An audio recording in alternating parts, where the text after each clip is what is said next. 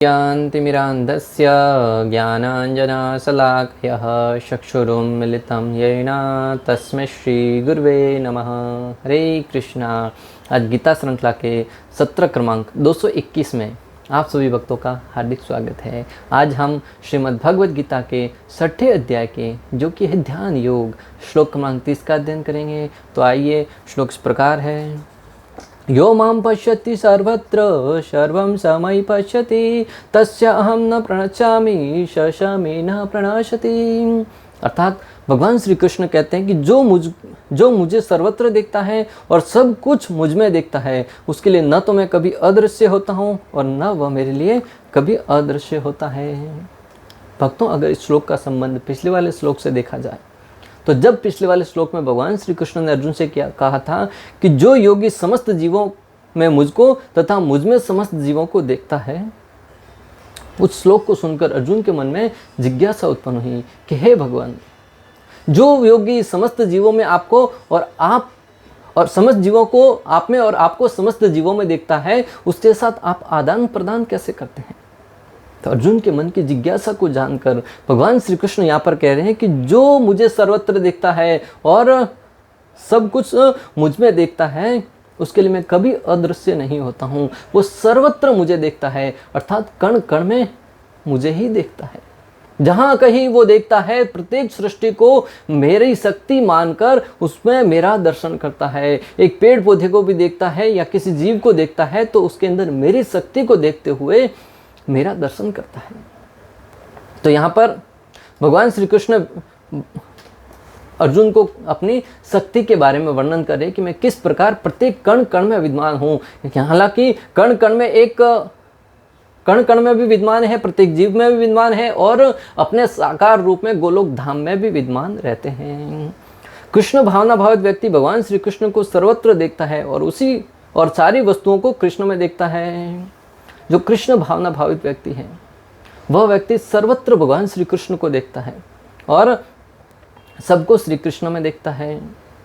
कृष्ण लीला का दृष्टांत भक्तों, एक बार भगवान श्री कृष्ण नन्हे से बालक थे, तब खेल रहे थे। खेलते खेलते कुछ मिट्टी खाली होगी, अपनी लीला का प्रदर्शन करना चाह रहे थे। ताऊ जी हमेशा भगवान श्री कृष्ण को चिढ़ाने के मूड में ही रहते थे। भागे भागे अपनी माता यशोदा के पास गए और यशोदा मैया से कहने लगे, मैया मैया, कृष्ण ने मिट्टी खाई है, लल्ला ने मिट्टी खाई है। यशोदा मैया एक माता का भाव लेकर दौड़ी दौड़ी चली आई। जिस प्रकार कोई बच्चा शरारत करता है, माता तुरंत आकर अपने बच्चे को पूछती है, क्या बेटा तुमने मिट्टी खाई या ये गलती करी, ऐसा कार्य किया, ऐसा किया वगैरह। अपने बच्चे के साथ वात्सल्य भाव में आदान प्रदान करने लगी। जैसे ही कृष्ण से कहा कि तुमने मिट्टी खाई है, कृष्ण बोले, नहीं मैया, मैंने तो मिट्टी नहीं खाई, ये दाऊद भैया तो हमेशा मुझे चिढ़ाने का ही काम करते हैं। कृष्ण यशोदा मैया ने कहा, अच्छा तुमने नहीं खाई, एक काम कीजिए, मुझे मुंह दिखाइए, आ कीजिए। जैसे कृष्ण ने मुंह खोला, माता यशोदा ने उस श्री कृष्ण के मुख में संपूर्ण ब्रह्मांड का दर्शन किया। संपूर्ण पृथ्वी, संपूर्ण आकाश पाताल, सारे के सारे लोकों का दर्शन भगवान श्री कृष्ण के मुख में। पृथ्वी गोल घूम रही है, उसके अंदर अनेक जीव जंतु हैं, अदृश्य जीव पेड़ पौधे वगैरह वगैरह वगैरह, आज तक जो नहीं देखा था सब यशोदा मैया भगवान श्री कृष्ण के मुखमंडल में देखने लगी। तब वो बेहोश होकर वहां पे गिर गई, मूर्छित हो गई। भगवान श्री कृष्ण की लीला को देखकर माता यशोदा है वो मूर्छित हो गई। भक्तों, इस दृश्य से हम समझ सकते हैं कि भगवान श्री कृष्ण के अंदर संपूर्ण सृष्टि है वो विद्यमान है। ऐसा व्यक्ति भले ही प्रकृति की पृथक पृथक अभिव्यक्तियों को देखता प्रतीत हो, किंतु वह प्रत्येक दशा में इस कृष्ण भावनामृत से अवगत रहता है कि प्रत्येक वस्तु कृष्ण की ही शक्ति की अभिव्यक्ति है। भले ही जो कृष्ण भावना भावित व्यक्ति है वो इस सृष्टि को देखने का नजरिया अलग रखे, हो सकता है कि वो देखने का नजरिया पृथक पृथक रखे, परंतु वो तत्व जानता है कि संपूर्ण सृष्टि है वो भगवान श्री कृष्ण की ही शक्ति का संसार है। कृष्ण लीला का ही दृष्टांत भक्तों, एक बार भगवान श्री कृष्ण गोपियों के साथ लीला कर रहे थे। भगवान को गोपियों को चिढ़ाने में बहुत आनंद आता था। गोपियों के साथ लीला करते अचानक से अदृश्य हो गए। तब गोपियां भगवान श्री कृष्ण के प्रेम में विहील हो उठी, कृष्ण को पुकारने लगी, इधर उधर दौड़ रही है, इधर उधर भाग रही है, लताओं से पूछ रही है, लताओं तुमने क्या मेरे कृष्ण को देखा है? पेड़ पौधों से पूछने लगी, क्या तुमने मेरे कृष्ण को देखा है? पेड़ पौधों से, पत्थरों से पूछने लगी, घास से पूछने लगी, प्रत्येक जीव जंतु से पूछने लगी, क्या तुमने मेरे कृष्ण को देखा है? यहां पर यह सिद्धांत स्थापित होता है कि प्रत्येक सृष्टि के प्रत्येक जीव जंतु को, प्रत्येक पेड़ पौधे को, यहां तक कि कण कण को भी गोपियां हैं वो उस भाव में आकर महत्व दे रही है कि क्या तुमने मेरे कृष्ण को देखा है। अर्थात श्री कृष्ण की शक्ति के रूप में प्रत्येक जीव के अंदर विद्यमान है। कृष्ण भावनामृत का मूल सिद्धांत ही यही है कि कृष्ण के बिना कोई अस्तित्व नहीं है और कृष्ण ही सर्वेश्वर है। कृष्ण भावनामृत का मूल सिद्धांत ही यही है भक्तों कि श्री कृष्ण के बिना कुछ भी संभव नहीं है। हम कहते हैं ना, भगवान की इच्छा के बिना एक पेड़ का पत्ता भी नहीं हिल सकता। तो भगवान श्री कृष्ण है वो समस्त कारणों के एकमात्र कारण है। ब्रह्मा जी ब्रह्म संहिता में कहते हैं, ईश्वर परम कृष्ण सच्चिदानंद विग्रह अनादिर आदिर गोविंद सर्व कारण कारण। सर्व कारण कारणात्, एक पेड़ का पत्ता भी हिलता है तो कृष्ण की इच्छा के बिना नहीं हिलता। समस्त कारणों के एकमात्र कारण कौन है? भगवान है। श्री शिक्षाष्टकम में महाप्रभु भगवान श्री कृष्ण से प्रार्थना करते हुए कहते हैं, युगायितम निमिषेण चक्षुषा प्रवर्षायितम शून्यायितम जगत सर्वम गोविंद विरहे नमे। अर्थात हे गोविंद, आपके विरह में मुझे एक निमेष काल पलक झपकने का समय एक युग के समान प्रतीत हो रहा है। महाप्रभु जो भगवान स्वयं कृष्ण है, जो कलयुग में एक भक्त का भाव लेकर अवतरित हुए हैं, भक्ति की प्रकाष्ठा के विषय में हमें समझाने के लिए, हमें सिखाने के लिए कि भक्ति किस स्तर की जानी चाहिए। भगवान से प्रार्थना करते हुए कहते हैं, हे गोविंद, आपके विरह में मुझे एक क्षण है वो बहुत, एक क्षण है वो एक काल के बराबर, निमेषेण एक युग के समान प्रतीत होता है। जिसमें कई वर्ष होते हैं, उस युग के समान मुझे प्रतीत होता है। जैसे सतयुग, त्रेता युग, कलयुग, इन युगों के बराबर प्रतीत होता है एक क्षण मात्र। क्यों? क्योंकि श्री कृष्ण के विरह में। क्या भक्तों, आप और हमको ऐसा भाव कभी आता है? अगर हमारे अंदर ऐसा भाव आए कि हम कृष्ण के विरह में रो रहे हैं, तड़प रहे हैं, तब हमें समझना चाहिए कि हम भक्ति की प्रकाष्ठों को प्राप्त कर रहे हैं। दशरथ महाराज रामचंद्र के विरह में रोते रोते अपने प्राण तक त्याग दिए। भक्तों, ये है भक्ति की प्रकाष्ठा। अगर हम भी एक क्षण के लिए भी अगर भगवान के नाम को लिए बगैर समय निकल जाता है, तो हमें वो समय अगर युग के बराबर प्रतीत होता है, तब समझना चाहिए कि हमारे अंदर भक्ति का कुछ प्राकट्य हो रहा है। भगवान श्री कृष्ण के नामों का गुणगान हमेशा करना चाहिए। प्रति क्षण व्यक्ति को चाहिए कि भगवान के नाम का यशोगान करता जाए, और जिस प्रकार निरंतर वो भगवान के नाम का जप करेगा, धीरे धीरे उसके हृदय में कृष्ण भक्ति जागृत होगी, और उसे एक क्षण भी जब वो भगवान का नाम नहीं लेगा ना, तब उसे वो क्षण है वो कई वर्षों के समान प्रतीत होगा।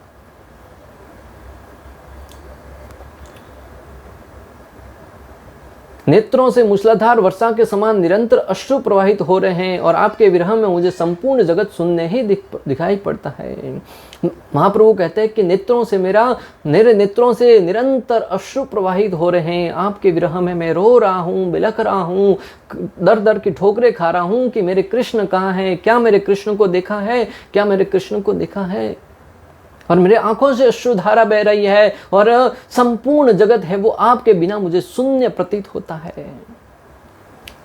आज हम कई धन दौलत, रुपया पैसा रूपी अनेक शून्य इकट्ठे करते जा रहे हैं। आचार्य गण इस धन दौलत की तुलना है वो शून्य से करते हैं। इस संपूर्ण जगत की कोई भी व्यक्ति क्यों ना हो, कोई भी वस्तु क्यों ना हो, उसकी तुलना है वो शून्य से की गई है। और श्री कृष्ण है वो एक है।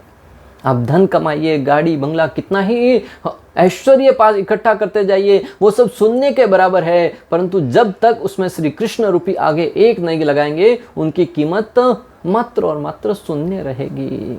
जो बुद्धिमान होता है वो अपने जीवन में कृष्ण को जोड़ता है, और कृष्ण को जोड़ने के उपरांत जितने धन जोड़ेगा, जितना शून्य जोड़ेगा, उसकी कीमत बढ़ती जाएगी। वरना कृष्ण के बिना जीवन है वो अधूरा है, मात्र शून्य के बराबर है। आज तक अगर आप धन कमाते आए हैं और सोचते हैं कि उससे मुझे लाभ क्यों नहीं हो रहा, उससे मैं प्रसन्न क्यों नहीं हो पा रहा हूँ, तो आज समझ लीजिए कि वो शून्य के बराबर है। और शून्य प्राप्त करके कोई व्यक्ति सुखी नहीं रह सकता। महाप्रभु यहाँ पर कह रहे हैं कि आपके बिना मुझे संपूर्ण जगत है वो शून्य के समान प्रतीत हो रहा है। और एक पलक झपकने का समय, कितना समय? पलक झपकने का समय। भक्तों, गोपियों का दृष्टांत आता है।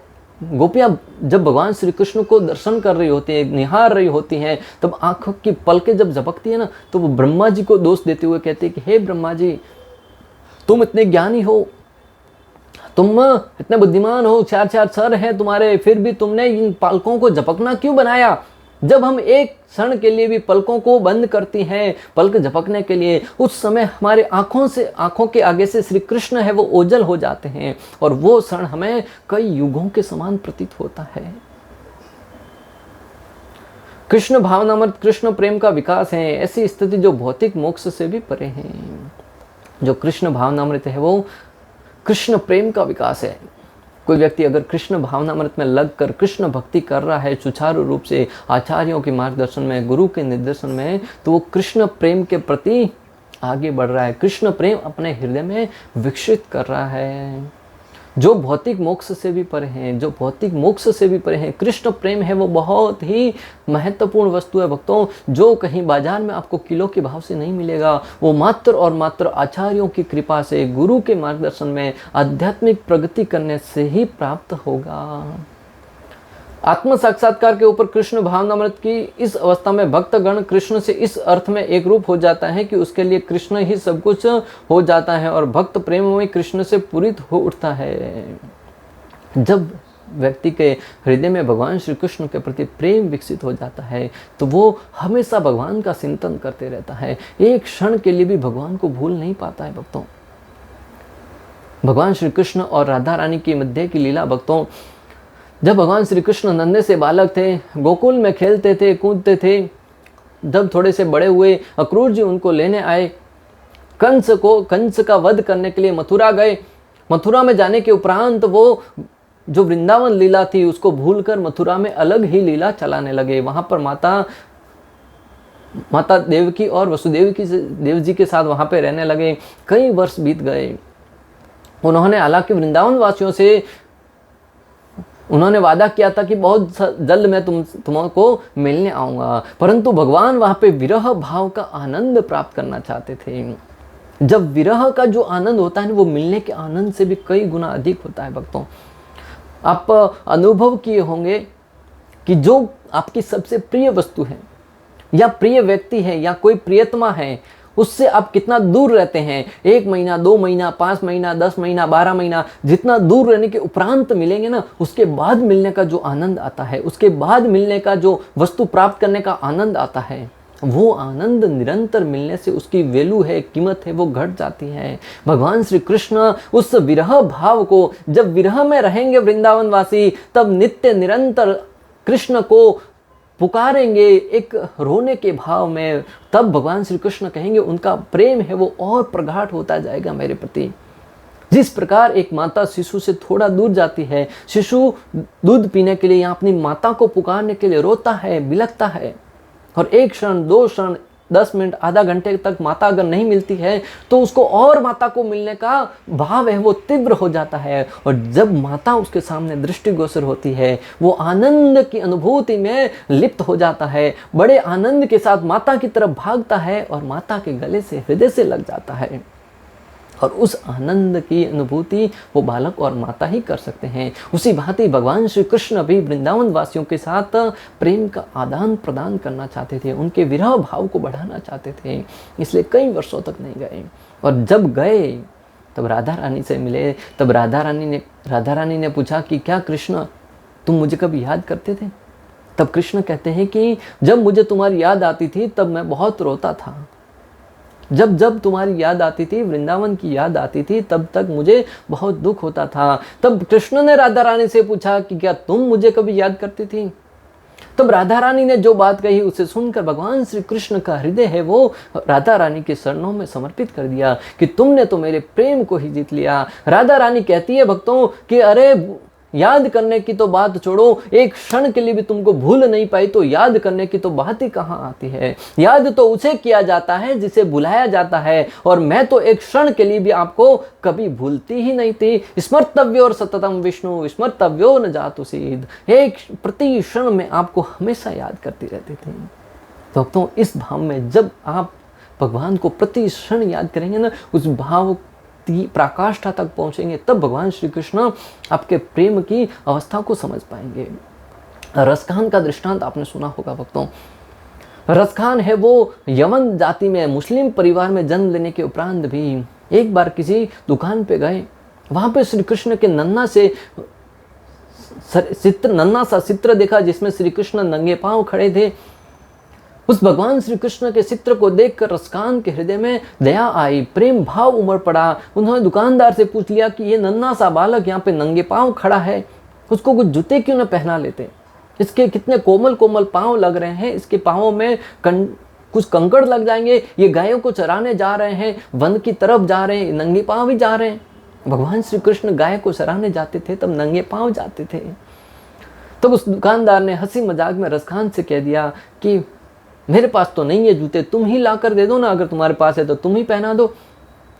रसखान है वो तो प्रेम में मग्न था, वो उसकी भक्ति है वो तो प्रेममयी भक्ति थी।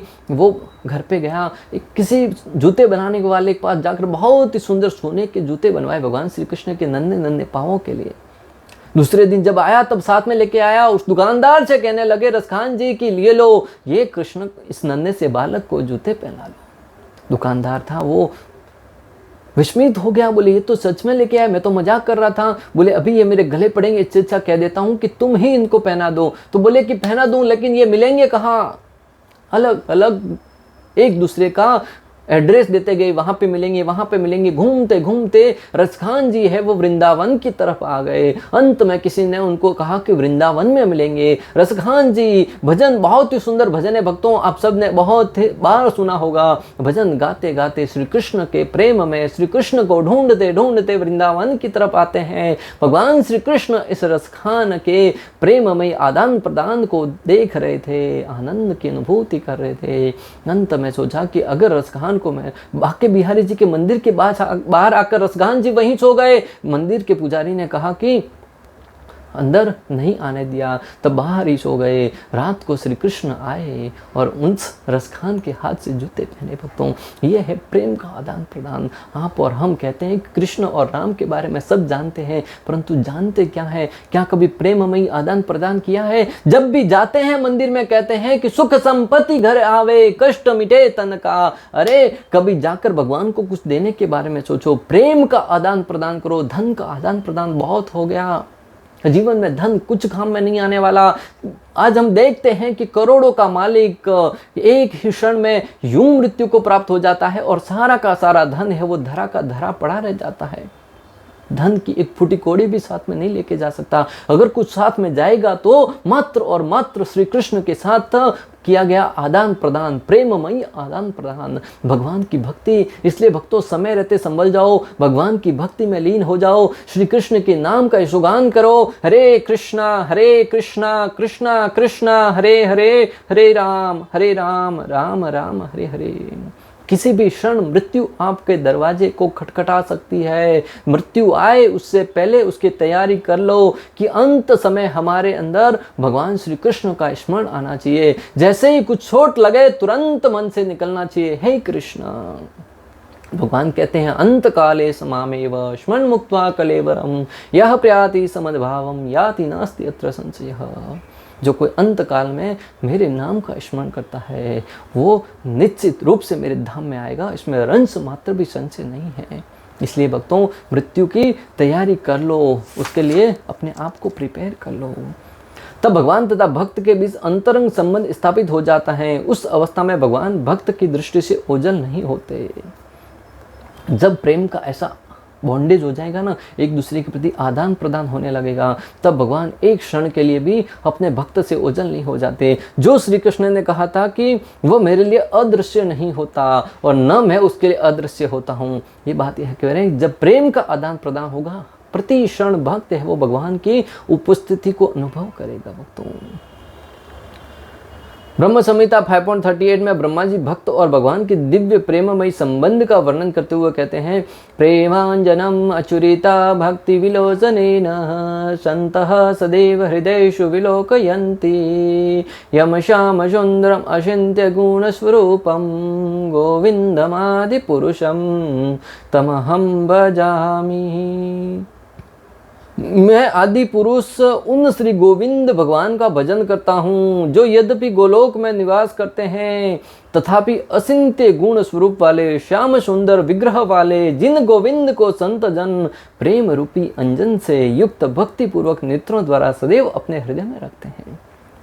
ब्रह्मा जी भक्त और भगवान के प्रेममयी आदान प्रदान का वर्णन कर रहे हैं कि हालांकि भगवान अपने गोलोक धाम में रहते हैं, परंतु जो योगी है, जो भक्त है, प्रति क्षण अपने हृदय में भगवान की उपस्थिति का अनुभव करता है और उसके साथ भगवान के साथ प्रेममयी आदान प्रदान करता है। प्रति क्षण भगवान के साथ आदान प्रदान कर रहा है। और ये कोई साधारण व्यक्ति नहीं कह रहा है, ये कौन कह रहे हैं? सृष्टि के प्रथम जीव, सृष्टि की रचना करने वाले स्वयं ब्रह्मा जी, जो इस जगत के परम पिता कहे जाते हैं। भगवान श्री विष्णु ने सर्वप्रथम ब्रह्मा जी को प्रकट किया और ब्रह्मा जी ने इस सृष्टि का निर्माण किया, जीवों का निर्माण किया। वो कह रहे हैं कि भगवान श्री कृष्ण जो जिनका मैं भजन करता हूँ नित्य, वो प्रत्येक जीव के हृदय में निवास करने वाले हैं। और जो योगी है, भक्ति करने के उपरांत प्रेममयी भक्ति के आदान प्रदान द्वारा भगवान के साथ अपना संबंध स्थापित करता है। इस अवस्था में न तो भगवान श्री कृष्ण अपने भक्त की दृष्टि से ओझल होते हैं और न भक्त ही उनकी दृष्टि से ओझल हो पाता है। जब ये प्रेम की इस अवस्था तक पहुंच जाता है एक भक्त, तब उस अवस्था में न तो भगवान श्री कृष्ण उस भक्त को एक क्षण के लिए भी भूल पाते हैं और न भक्त है वो भगवान श्री कृष्ण को एक क्षण के लिए भी भूल पाता है। उसके जीवन का सबसे महत्वपूर्ण जो आभूषण है, महत्वपूर्ण कुछ धन है, तो हो जाता है भगवान का नाम, भगवान श्री कृष्ण के नाम का गुणगान, भगवान श्री हरि की लीलाएं, भगवान श्री हरि की कथाएं।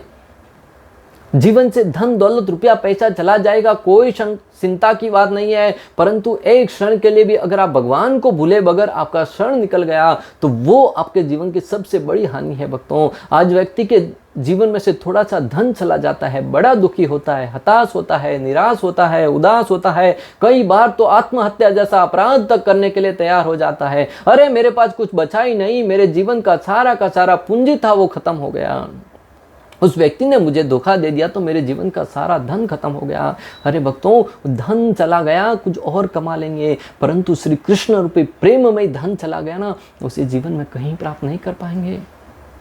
इसलिए हमें भगवान श्री हरि की भक्ति रूपी प्रेम धन है, उस धन को एकत्रित करने का प्रयास कीजिए। जो प्रेममय धन है उसको एकत्रित करने में जो लगा है ना, वह व्यक्ति सबसे बुद्धिमान है। बाकी जो रुपए पैसे रूपी अनेक टुकड़े, कांच के टुकड़े उठाने के समान है, जो धन कमाने में लगा हुआ वो हीरे को छोड़कर कांच के टुकड़े उठा रहा है। ध्रुव महाराज भगवान श्री कृष्ण की जब भक्ति करी और भगवान श्री कृष्ण उनके सामने विष्णु रूप में प्रकट हुए, तब ध्रुव महाराज से कहा कि मांगो, क्या मांगना चाहते थे। ध्रुव महाराज कहते हैं कि मैं तो कांच के टुकड़ों के पीछे भाग रहा था, परंतु मेरे सामने तो साक्षात हीरा खड़ा है। मैं उस कांच के टुकड़ों को अभी धिक्कारता हूँ, उसकी तरफ देखना भी पसंद नहीं करता हूँ। ये है प्रेममयी भक्ति। जब आपको श्री कृष्ण के नाम रूपी धन प्राप्त होगा ना, उस समय आप इस संसार की प्रत्येक वस्तु को एक धूल के समान प्रतीत होगी आपको। ये अवस्था प्राप्त करना जीवन की सबसे बड़ी सिद्धि है भक्तों। ये अवस्था प्राप्त करना जीवन का सर्वोच्च लक्ष्य होना चाहिए प्रत्येक जीव का। इस प्रकार श्लोक क्रमांक 30 का भक्ति वेदांत तात्पर्य पूर्ण हुआ। अंत तक हमारे साथ बने रहने के लिए आप सभी का हृदयपूर्वक प्रेम पूर्वक बहुत बहुत धन्यवाद। श्रील प्रभुपाद की जय। श्री श्री राधा गोपीनाथ भगवान की जय। श्रीमद् भगवद गीता की जय। हरे कृष्णा कृष्ण कृष्ण हरे हरे, हरे राम हरे राम।